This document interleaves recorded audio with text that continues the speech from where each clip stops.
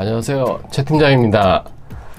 오늘 영상은 민사채권이나 상거래채권에서 채권을 담보를 하기 위해서 금전 소비대차 계약에 의한 공정증서를 작성을 하는 경우가 많이 있습니다. 물론 이제 차용증을 쓰는 경우도 있지만은 그것보다 이제 효력이 더 강력한 공정증서, 즉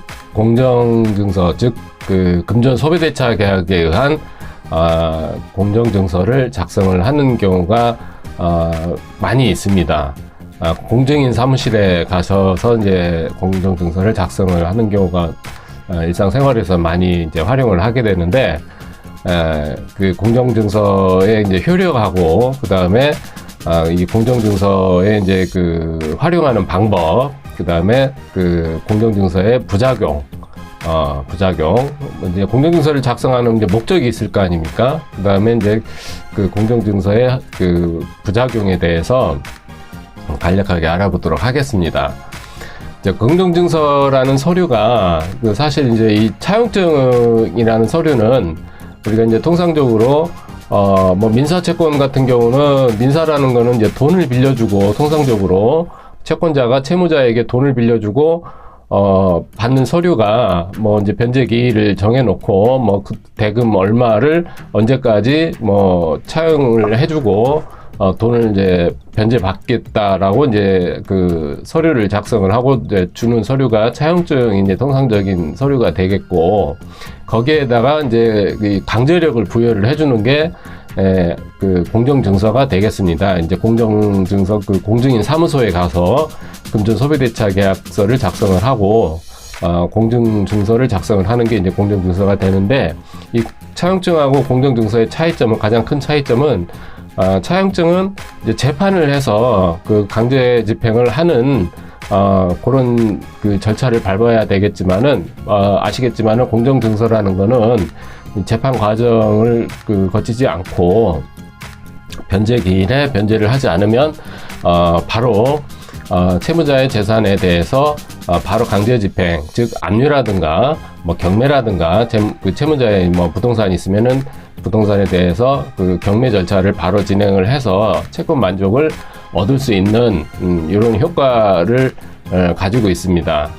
자, 근데 이제 중요한 거는 공정증서를 작성을 할 당시에 채무자에 대한 정보가 없는, 사전 정보가 없는 상태에서 공정증서를 작성을 하는데 가장 큰 허점이 있습니다. 사실 이제 공정증서를 쓰는 원인은 굉장히 다양합니다. 금전거래, 간단하게 민사채권 같은 경우는 돈을 빌려주고 공정증서를 작성을 하는 경우도 있고, 또 상거래 같은 경우는 예를 들어서 물품 대금이나 공사대금이라든가 이런 이제 대금 결제가 안 됐을 경우에 원인은 이제 상거래가 되겠지만은 이 대금에 대한 변제를 원인으로 해서 공정증서를 또 작성을 하는 경우가 있습니다.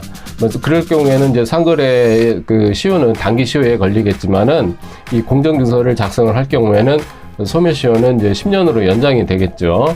원인이야 그렇게 상거래나 민사채권이나 다양하지만은, 이 공정증서를 작성을 할 경우에는 이 판결문과 같은 이제 효력이 발생이 되는 겁니다. 이제 중요한 거는 아까도 서두에도 말씀드렸다시피 채무자의 상태를 모르고서 작성을 한다는데 원인이 문제가 있는 겁니다. 즉 채무자의 신용이라든가 또는 다른 채무가 또 있다든가, 예를 들어서 금융권에 채무가 있어서 연체가 되고 있다든가, 또는 신용불량인지 아니면 세금이 국세가 체납이 돼 있다든가, 다중채무를 지고 있다든가, 이런 상황이 파악이 되지 않은 상태에서 공정증서를 작성을 하는데 문제가 있는 겁니다. 그리고 또 이 공정증서를 채무자가 쉽게 이렇게 기명 날인을 하고 써준다는 얘기는 어떻게 보면 반대로 해석을 했을 때에, 나 가진 거 없으니까 마음대로 하세요, 이렇게 해석을 또 할 수도 있다는 얘기예요. 어느 채무자가 내가 재산이 있는데 내 재산에 대해서 강제 집행을 마음대로 하라고 그렇게 뭡니까? 공정증서를 쉽게 써주는 채무자는 아마 없을 겁니다. 없을 거예요. 반대로 해석을 해보시면 간단하게 생각해 볼 수도 있는 내용입니다. 근데 이제 채권자 입장에서는 그게 아니죠.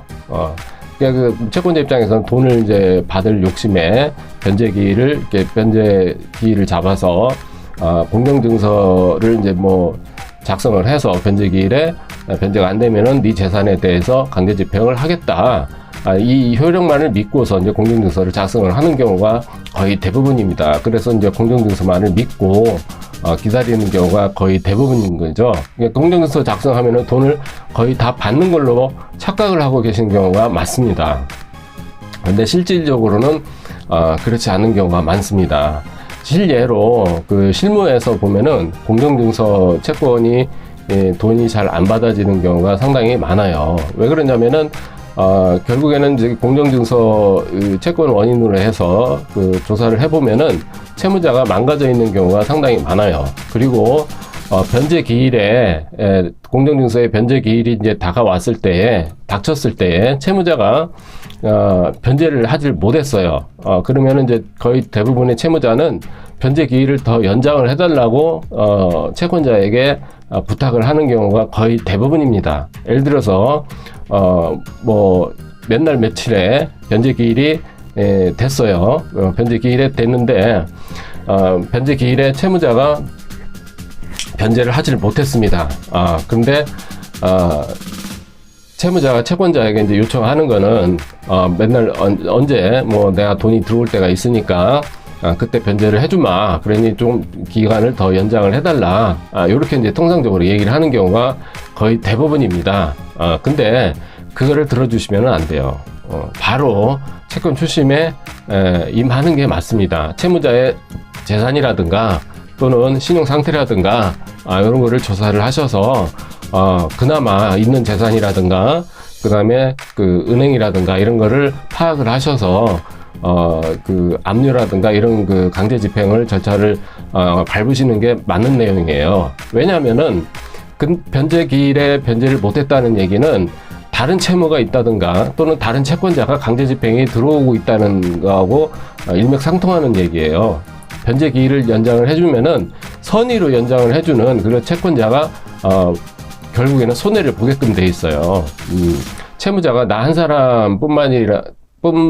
한 사람만 있다라고 생각하시는 거는 큰 오해입니다. 결국에는.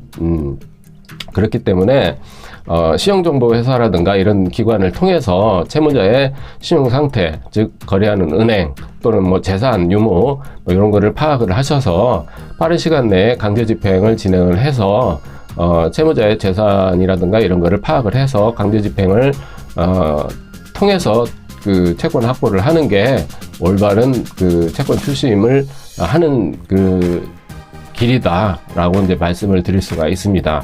절대로 채무자가 하자는 대로 따라가실 필요가 없어요. 따라가실 필요가 없습니다.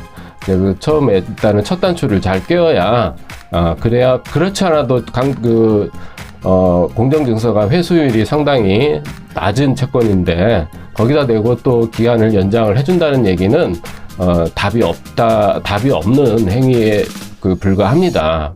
그렇기 때문에 공정증서를 그 원인 서류로 해서 채권 출심을 진행을 하실 때에는 채무자가 변제 기일에 약속을 못 지켰을 경우에는 더 이상 기다리지 마시고 바로 전문 기관이나 이런 데다 의뢰를 하셔서 채권 출심의 그 방법을 가지고 채권 출심을 진행을 하시는 게 올바른 그런 그 방법이라고 생각이 됩니다. 그래서 오늘은 이 공정증서의 그 채권 출심에 대해서 간략하게 알아보는 시간을 가졌습니다.